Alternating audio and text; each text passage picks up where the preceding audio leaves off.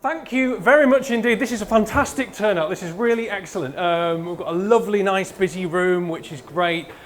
This is UX Leeds 2024. I just had to read the date on the screen because my brain has been frazzled. My child doesn't sleep, but never mind, that's not your problem. I'm Andy Curry. I'm the Strategy Director of LION+MASON. I just want to thank you very much for coming here today. Just to start things off, I'm going to very quickly just explain who we are. I am the Strategy Director of LION+MASON. LION+MASON, we are a user experience consultancy. So basically what we do is we help people understand who their users are and what they need, and then use that research, strategy and design to help them create products that genuinely work. So basically it means we do all of that lovely good stuff there that you'd expect: user research, UX strategy, design, product design, user testing, all the fun stuff. So yes. And we do it for a lot of different people of all sorts of different sizes. But you didn't come here to hear me talk about LION+MASON, you've come for the speakers. Unfortunately, I'm one of them, but I'm going to try and keep it snappy. I was going to talk about storytelling in product design, but I'm not. I've changed my mind. I've had one of those moments where you have a little moment of madness and you suddenly think, hold on a minute. I've got something that's really bugging me and I want to just get it out. So actually, what I've done is, I did do a talk about it though. I wrote the talk, look, it's all there, all the slides. There's lots of interesting stuff about how you can take Kurt Vonnegut kind of storytelling and apply them to product design. Lots of ways in which you can implement it. So, you know, one day I will probably do that talk. RMD is looking slightly concerned at the back because that's what he was expecting. Look, there's even some Deliveroo stuff in there. But look, just to jump ahead, look, it even ended with a nice Brian Eno quote. I mean, how good was this going to be? But sorry, I apologise in advance because something happened to me last week.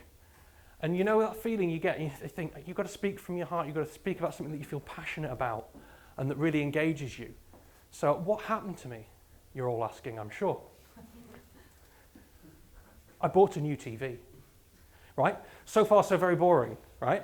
That's the TV. It's not even a very particularly high-end one. I'm not a cinephile. It's a fairly low-end Samsung, but it's better than the one I've had for 6 years. So that's nice. And when I plugged it in, something popped up on the screen and it said, would you like to download an app on your phone that will help streamline the setup process? And I thought, you know what?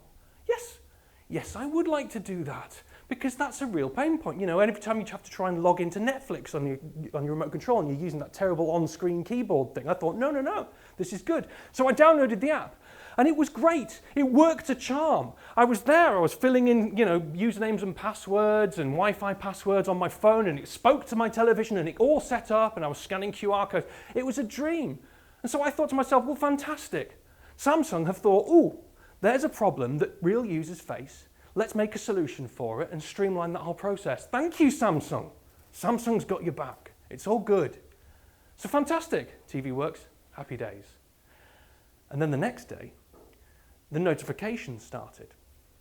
So I got a little ping on my phone and a notification telling me that, in fact, that app that I downloaded, it was not, in fact, just an app for setting up your television, but it was, in fact, the SmartThings Smart Home Internet of Things hub from Samsung, in which I could, it told me, use all of this app to connect to all of my Samsung SmartThings Internet of Things devices across my whole home that, of course, I have and have installed dutifully. And from doing this, I could do all sorts of various different activities that would make my life immeasurably better. And as these notifications, and there were quite a few, just started dinging through over the course of the next few days, they would give me examples of situations, scenarios that Samsung had imagined in which maybe I could possibly improve my life, pain points that they thought I might genuinely have, and they would illustrate how their SmartThings hub and their SmartThings devices would solve those problems for me. And they started off fairly as you'd expect. So, you know, I'm sat on the couch, they would paint the picture for me every time. I'm sat on the couch, I want to change my light bulb, I want to change my lights, turn them on, turn them off, dim them down. I can do it on the phone. Great, perfectly expected. And I'm sure I don't do that, but some people will. I am not the user always. So, you know, I presume some people will do that. There was another one that popped through, which I found fun, which was you can kind of low jack your kids with the special tag. So you know from your office, miles away from your home, because in Samsung's world, no one works from home. But when you're miles away from home in the office, you can tell when your kids have come back through the door, so you know where they are. Now, my wife would love that idea. I find it a bit creepy and invasive, but my wife is definitely someone who's on board with that. However, and an added functionality, you can, using your phone, see what they're watching on your Samsung Smart Connected TV at any given moment as well. And what you can actually do is, if you want to speak to them and they're not answering their Samsung phones, you can pop up on the screen surprising them. What are you doing? No, I love that idea. I would love to do that with my kids because it would scare the life out of them. However, I can still see that there are other people that might find that useful. There is a use case in that scenario. However, as they went on, some of these different options, some of these scenarios that they painted for me started to feel a bit more like a bit of a reach, I think is probably the fair way of saying it. For example, if I'm hosting a dinner party, they said it could really help me by enabling me to flip over the frozen pizza box that I've got, scan the barcode, and then this smart connected thing will tell my smart connected Samsung oven how long and what temperature to cook it at, saving me the back-breaking labour of reading the back of the box and turning a knob on my cooker. But anyway, again, I thought, fine, I can see maybe some of this is. But there was one particular one that came and it really resonated with me, and that's the one I want to quickly talk about, which is they painted such an evocative picture of this challenge, and it really, really strongly resonated with me. So I'm going to paint that picture for you too. So imagine you are sat in your office miles away from home, okay? Because no one works from home in the Samsung world, but you're there and you're typing away on a report and it's going really well, but you've only got an hour to go left and the pressure's on, but you're there, you're in the zone, you're focused. We've all been there, right? We've all been there. And then suddenly, a little germ of a worry pops into your brain. A little germ of a worry, and you push it back because you think, got to get on this, but that germ's there and it's getting bigger and it's getting bigger. And you sit up and you look and you go, oh my God, I wonder what my cat's doing right now. And I don't mean like, where in the world is my cat? Because that's a legitimate concern for some people. But it's like, he's in my house and there is no cat flap. He's in my house, I know that. But where in my house is my cat? And I'm trying to work on the report, but no, the worry is there. Where in my house is my cat? What's he doing? He could be doing anything in my house right now, and I don't know. At this moment in time, I don't know. And I'm starting to worry. And this is turning into a real ball of anxiety in my chest. I'm starting to sweat a little bit. And my report, I need to get back to my report, but I can't. And I should go home and check on my cat, but I can't. It's a real problem. We've all been there, right? We've all been there, okay? But it's okay, because Samsung has understood this all too real issue, okay? And Samsung have got your back. Because Samsung knows that, like any smart things user, you will have installed closed-circuit television cameras, smart cams, £78 each, smart cams in every corner of every room in your house. And you can open the app and you can skim through and you can look at all the different camera feeds in your house. So you're looking, oh, thank God, Samsung, I can check. Okay, this is my lounge. No, my cat's not there. My kitchen, my cat's not there. My dining room, cat's not there. My hallways, because of course I've put cameras in my hallways. My cat's not there. The bedrooms, because I've put cameras in my bedrooms. The cat's not there. My toilets, because yes, of course I've put cameras in the toilets. That's fine and rational. The cat's not there. He's not in any of these. I can't see anything at all. And your heart's palpitating. You're starting to get really panicked. And you're starting to go, where is my cat? And then you realise the problem is that you fixed the cameras right into the top corners of every room in your house. They're all pointing downward. You're just looking at the tops of your furniture. But we know what cats are like, don't we? Cats are sneaky buggers.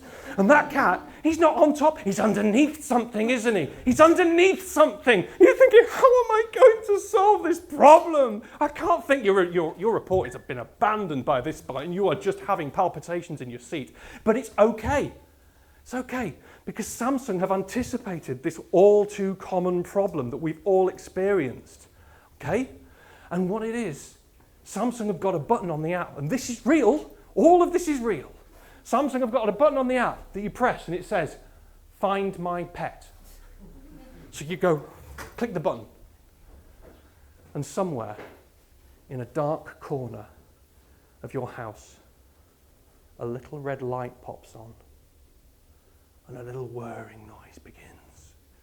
And slowly, but confidently, from its dock, out rumbles your Samsung robot vacuum cleaner. This is true. It's got a camera fixed on the front. And the Samsung robot vacuum cleaner, it starts prowling around your house with its little red light and its little camera, and it's searching for your cat. And because it's powered by AI, and Samsung know that as a Samsung robot vacuum cleaner owner, you will, when you were setting up your robot vacuum cleaner, will have also provided it with information about your pet. and photographs of your pet so it can tell the difference between a discarded slipper under a sofa and your cat. It knows what it's looking for and it's cruising around and suddenly, and you're watching from the camera on the front, CCTV on your phone. You're looking underneath all of your furniture from your office. It's amazing. And there he is. There's your cat. It's found your cat. This is from their website. It's real. He's found your cat. You're thinking, oh my God, Mr. Tibbles, he's there. Oh God, thank you. And you sit back in your seat and the sweat's dripping off you, but your heart rate is slowing and your tension is coming out of your arms and you think, thank you, Samsung. Thank you, Samsung. And everybody in your open plan office turns and stares at you. But they're not looking with fear or concern. They all look over at you and they go, because they've been there too. They've been there too. We all know. This is an all too common problem. And Samsung have got your back. Thank you, Samsung. Except they haven't, have they? No. Because what did I say before? Cats are sneaky buggers, right? Yeah? That cat isn't under your couch. That cat isn't on top of your furniture. Do you know where the cat is? Do you know where the cat is? We've all seen the internet. We know where the cat is. Cat's on top of that robot vacuum cleaner, isn't he? Isn't he? He's cruising around on top of that robot vacuum cleaner like Russell Crowe in a chariot from Gladiator, flipping a furry hand up at the cameras you've installed. He doesn't care. But it's okay. Samsung may not have anticipated this particularly common problem either, but I'm sure they're on it. The boffins at Samsung will be developing some sort of camera that's pointing at the top of your robot vacuum cleaner. Yeah? Yeah, so you can see what's on your robot vacuum cleaner at any moment. Or they've probably developed some sort of weight sensor, powered by AI no doubt, that can tell the difference between a fallen sock and your cat riding on top of your robot vacuum cleaner. Either way, the boffins at Samsung, they've got your back. They're on this, and they're going to sort this out. Thank you, Samsung. Thank you. Now, some of you may be thinking, Andy, I can't help but feel that maybe you might be being a little facetious about your presentation of this story, that maybe there's a certain undercurrent of sarcasm in your depiction of this as a genuine, real user case. And you might be right. You might be right. I will admit, I'm a little cynical about this being a genuine use case. However, I can also accept that I am not the user. You know, I've said this before, we have to say this in our world, you know, I am not the user. Okay, you can't just presume that just because it's not a problem for me, it isn't a problem for somebody else, okay? So maybe there are people out there who would find this type of functionality incredibly useful, and I'm not going to say that that's not right. However, I totted it up. We need about £3,500 to accomplish this particular thing, and I'm not sure, not knowing where your cat is in your house, is a £3,500 problem to solve. So, what I'm actually saying with this talk, and there is kind of a point, so don't worry, it's not just so I can show lots of pictures of cats on Roombas, but I do have some more. He's cute, and this one's great. He's dressed as a shark, he's got a dog dressed in some fancy dress. There's a duck at the front. That's peak internet right there.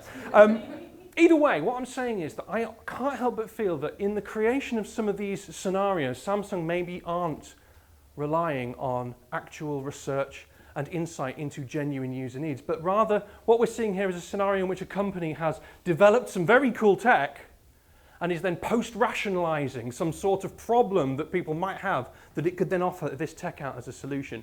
And we see this all too often, not just from big techs. I've really wailed on Samsung in this one, and I'm very, very sorry to them. I'm sure they make some great stuff. I love the TV. But I can't help but feel that we see this in large organizations, we've seen this with huge big organizations, and we've seen this with small startups especially. And I'm sure we've all seen examples of this with clients that we may have had or people we've worked for, whereas they've got a fantastic idea and they're very enthused about it, but they've never really taken it out and assessed whether or not it's truly meeting a user's need. Is this truly solving a problem? Or are we just blindly pursuing forward the idea that this must be the solution? And I think we've come across that so many times.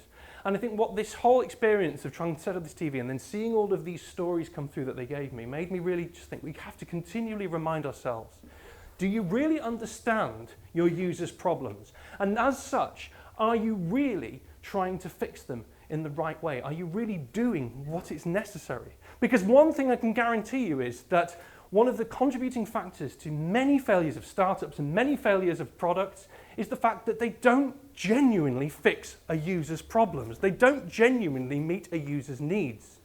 And a lot of that is because they've got a fantastic idea or they've got some cool tech and they desperately want to use it. You can see it at the moment with a lot of people who are touting about how AI is suddenly the most amazing thing. AI can do some amazing things. It can. But I can't help but feel that a lot of the ways that people are selling it at the moment is very much a solution looking for a problem. And I think that's what I want to take away from this whole cat on a Roomba story, which I apologize for now. It's starting to regret everything. But what we need to do, in many ways, this has been a storytelling talk, because we get to kind of write the stories that are, well, I've told you a story for a start, of a form, and we get to write the stories that our products tell, and the user is the hero in any one of those. And if we don't understand that user through researching with them, through talking to them, engaging with them in the design process, then that can become a tragedy. Whereas if we do, we have it in our power to ensure that the user's story has a happy ending. Thank you very much indeed.